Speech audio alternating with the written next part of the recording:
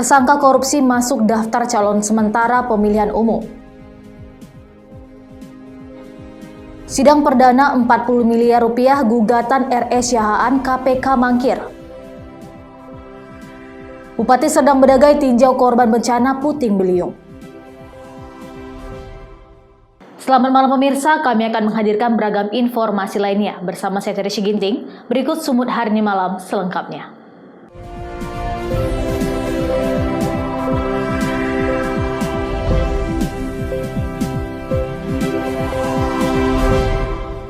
Kita ke informasi pertama pemirsa, seorang tersangka kasus dugaan korupsi di Kota Tebing Tinggi, Sumatera Utara masuk dalam daftar calon sementara atau DCS pemilu 2024. Hal tersebut terlihat dari halaman KPU Kota Tebing Tinggi. Bakal calon legislatif atau bacalek berinisial PH masuk dalam DCS dari Partai Persatuan Pembangunan atau PPP untuk daerah pemilihan Tebing Tinggi 3. Sebelumnya pada 8 Agustus 2023 lalu, Kejaksaan Negeri Tebing Tinggi telah resmi menetapkan PH sebagai tersangka kasus dugaan korupsi pembangunan tembok penahan pasar induk dari pihak rekanan. Kejari Tebing Tinggi juga menersangkakan mantan Kepala Dinas Perdagangan Koperasi dan UKM Kota Tebing Tinggi. Komisioner KPU Kota Tebing Tinggi Emil Sofyan mengatakan, sudah mendengarkan informasi terkait seorang bacalek yang menjadi tersangka kasus dugaan korupsi. Namun hingga kini belum ada tanggapan dari masyarakat pasca pengumuman DCS pada 19 Agustus 2023 lalu. Dari Partai Persatuan Pembangunan sebelum DCS diumumkan sudah bertanya terkait bacalek tersebut. PPP sepertinya akan mengganti nama tersebut di masa pencermatan dan perbaikan menuju DCT. Kemarin dari P3 ketika DCS itu akan diumumkan, kita sudah bertanya terkait inisial yang Pak Catur sampaikan tadi. P3 sepertinya akan mengganti nama tersebut di masa perbaikan atau pencermatan menuju DCT itu. Nah, jadi sampai saat ini sudah diajukan belum? Sampai saat ini belum, karena ini kan kita masih tahapannya adalah menunggu atau menerima tanggapan masyarakat. DCT atau daftar calon tetap sendiri akan ditetapkan pada 3 November 2023 dan diumumkan ke publik sehari setelahnya. Alex Garingging melaporkan dari Tebing Tinggi untuk Evarina TV. Kita ke informasi selanjutnya. Pemirsa, Kejaksaan Negeri Labuhan Batu menahan tersangka tindak pidana perpajakan yang telah merugikan keuangan negara senilai 1,5 miliar lebih.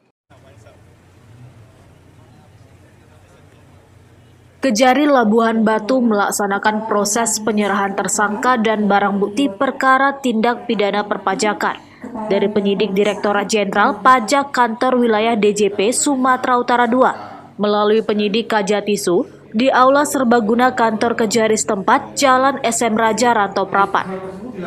Penahanan terhadap tersangka Sri Mulyani 43 tahun, warga Aihitetoras Merbau, Labuhan Batu Utara, selaku Direktur Utama CV Sahid Jaya yang beralamat di Jalan WR Supratman, nomor 20 Padang Matinggi, Rantau Prapat, Kabupaten Labuhan Batu.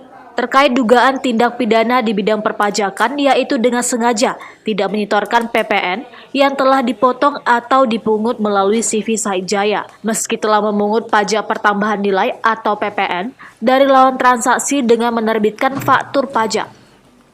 Atas perbuatannya, negara mengalami kerugian sebesar 1,5 miliar 420 juta rupiah dari periode tahun 2012 hingga 2014.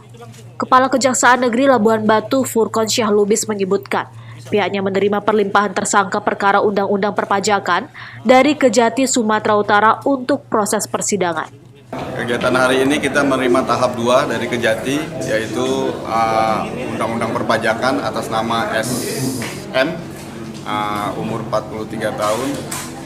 Kita akan menahan hari ini di Lapas Rantau Prapat untuk 40 hari ke depan. Jadi habis itu kita akan limpahkan ke pengadilan untuk segera disidangkan. Ini tidak wajib pajak tidak menyetorkan pajak ke kas negara.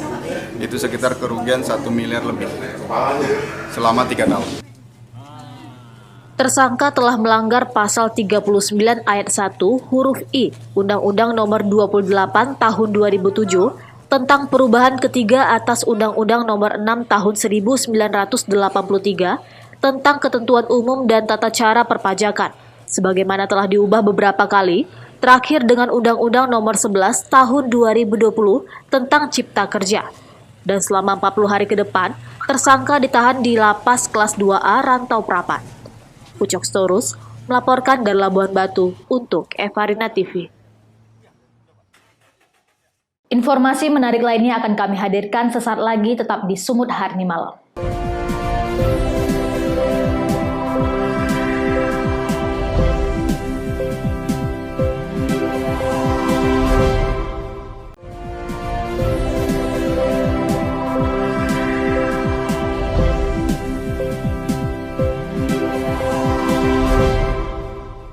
Terima kasih Anda masih bersama kami. Pemirsa, pimpinan Komisi Pemberantasan Korupsi atau KPK mangkir dari panggilan Pengadilan Negeri Kota Siantar guna mengikuti sidang perdana gugatan R.E. Siahaan, mantan wali kota Pematang Siantar sebesar 45 miliar rupiah. Sementara Ketua Majelis Hakim menyebut pihaknya sudah mengirim surat undangan ke KPK.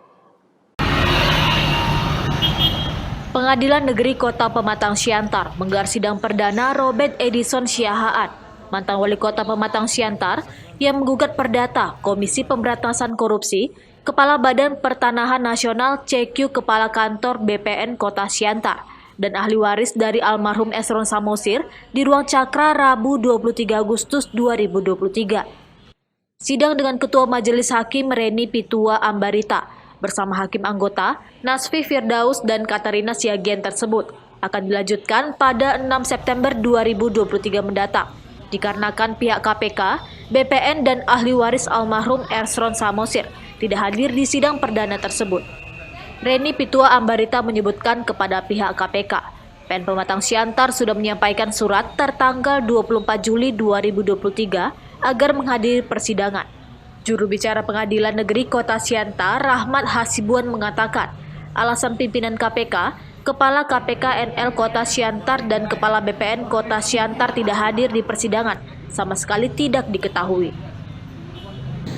Sepanjang tadi kita konfirmasi kepada Majelis Hakim, kalau dari pihak KPK-nya, pihak BPN-nya, dan pihak almarhum dari Esron tadi, kalau pemberitahuan ke pengadilan tidak ada. Yang jelas kalau dari pengadilan secara hukum acara sudah kita sampaikan dengan waktu yang sesuai dengan hukum acara dan sudah diterima oleh pihak-pihak yang bersangkutan, kecuali tadi yang ahli waris almarhum itu karena alamat yang disampaikan dalam gugatan tidak sesuai atau tidak ditemukan. Makanya tadi ada penundaan surat diganti dengan alamat yang sudah diganti oleh pihak penggugat. Kuasa hukum R.E. Siahaan Daulat Syombe menyampaikan, berdasarkan pasal 1365 KUH Perdata Tindak Penyitaan, Perampasan, Jual Beli secara lelang, pengalihan hak dan penerbitan sertifikat pengganti yang dilakukan para tergugat merupakan perbuatan melawan hukum.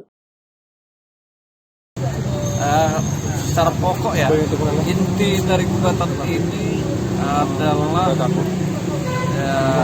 perbuatan melawan hukum yang diduga dilakukan oleh 4 pihak. Pihak pertama KPK RI, pihak kedua Kementerian Keuangan, pihak ketiga Kementerian Pertanahan, dan pihak keempat Esron Samosir selaku pembeli. KPK keterlibatannya dalam perbuatan melawan hukum itu sebagai pihak yang melakukan penyitaan atau perampasan terhadap sebuah objek tanah yang di atas hasil bangunan milik dari R.E. Siahaan. Nah, pihak kedua keterlibatannya adalah melakukan pelelangan terhadap objek tanah dan bangunan di atasnya milik R.E. tersebut atas permintaan tergugat satu atau atas permintaan KPK.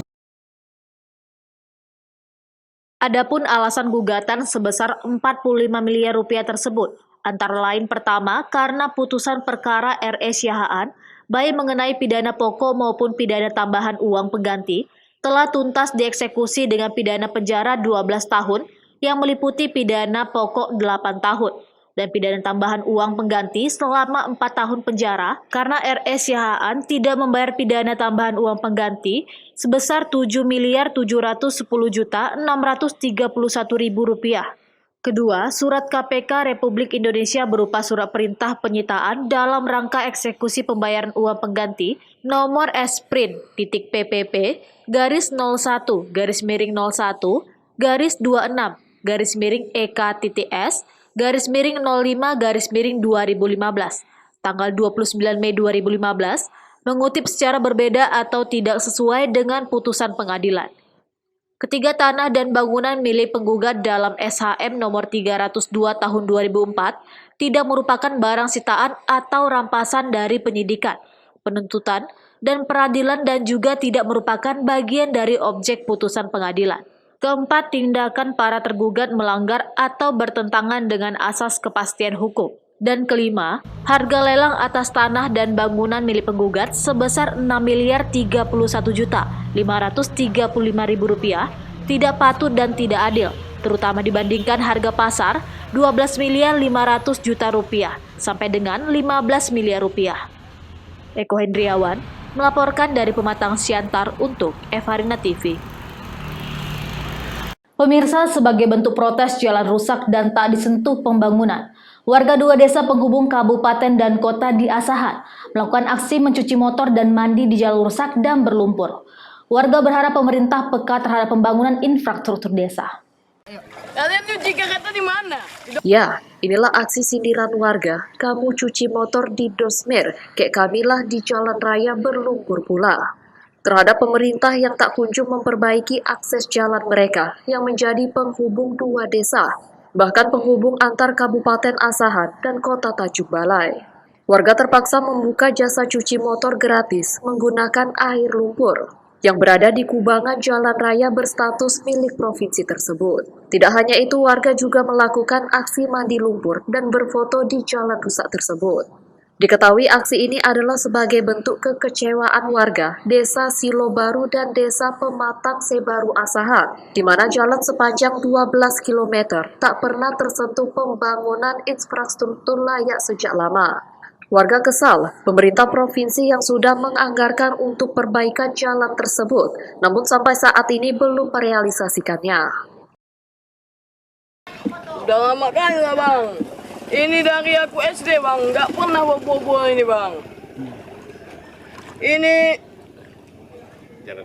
Ini jalan kami dari Desa Silobaru sampai menuju sampai Pematang Sebaru.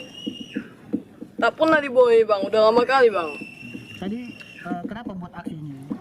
Karena kami kecewa kali bang sama pemerintah ini. Kenapa kecewa ini?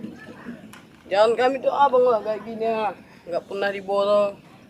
Berlubang kayak gini jadi kuram. Harapannya apa? Harapannya untuk pemerintah supaya diperbaiki lah jalan kami. Warga berharap kepada pemerintah agar membangun infrastruktur jalan secara merata, sehingga akses perekonomian, pendidikan, dan kesehatan berjalan dengan baik. Wanda Pratama melaporkan dari Asahan untuk Evarina TV.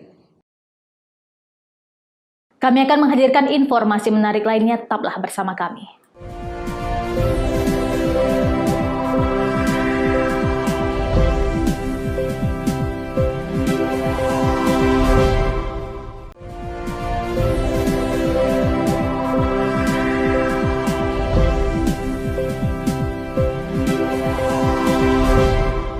Terima kasih Anda masih bersama kami. Pemirsa, sebanyak 77 rumah di 4 kecamatan rusak akibat diterpa angin puting beliung.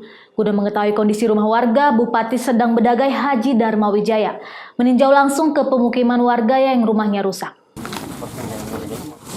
Bupati Serdang Bedagai Dharma Wijaya meninjau langsung rumah warga yang rusak akibat diterpa angin puting beliung di Dusun 5, Desa Pematang Pelintahan, Kecamatan Serampa, Kabupaten Serdang Bedagai, Sumatera Utara, pada Rabu 23 Agustus 2023. Didampingi Kepala BPBD Sergai, Fritz Damanik, dan pejabat lainnya, Bupati mengatakan akibat bencana alam dengan guyuran hujan deras disertai angin kencang terjadi di 4 kecamatan, yakni Kecamatan Serampah, Kecamatan Tanjung Beringin, Kecamatan Bandar Khalifah, dan Kecamatan Tebing Tinggi. Pada Selasa 22 Agustus 2023, sekitar pukul 19.45 waktu Indonesia Barat. Total rumah yang mengalami rusak sebanyak 77 dengan rincian rusak berat dan 50 unit rumah dengan kondisi rusak ringan. Kondisi rumah yang rusak parah berada di Desa Pematang Pelintahan, Kecamatan Serampah.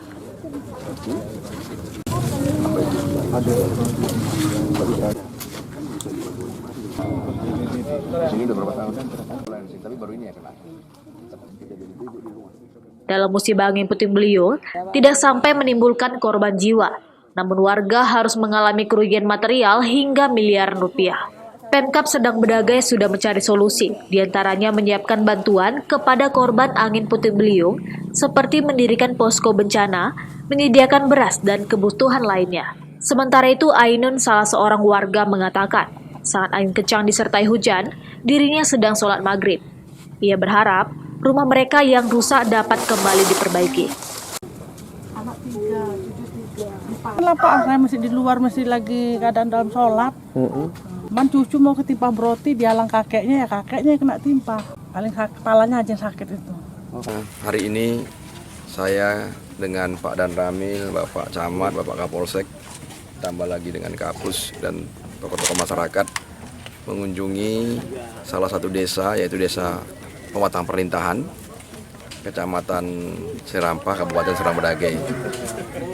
Kita mendapat musibah, ya, khususnya di Kecamatan Serampah yang paling banyak.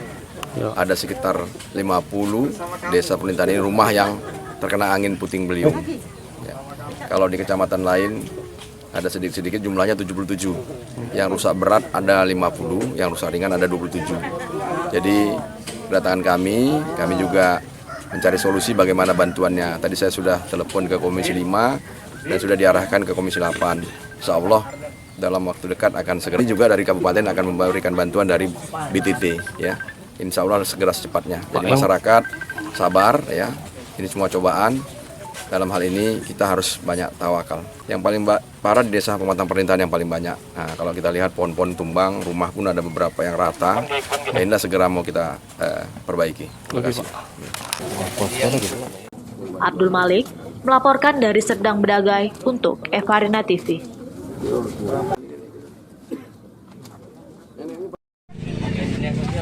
Baik pemirsa, informasi tadi sekaligus menutup perjumpaan kita pada malam hari ini. Saya Tersi Ginting, mewakili kerabat kerja yang bertugas, pamit undur diri. Terima kasih atas kebersamaan Anda dan sampai jumpa.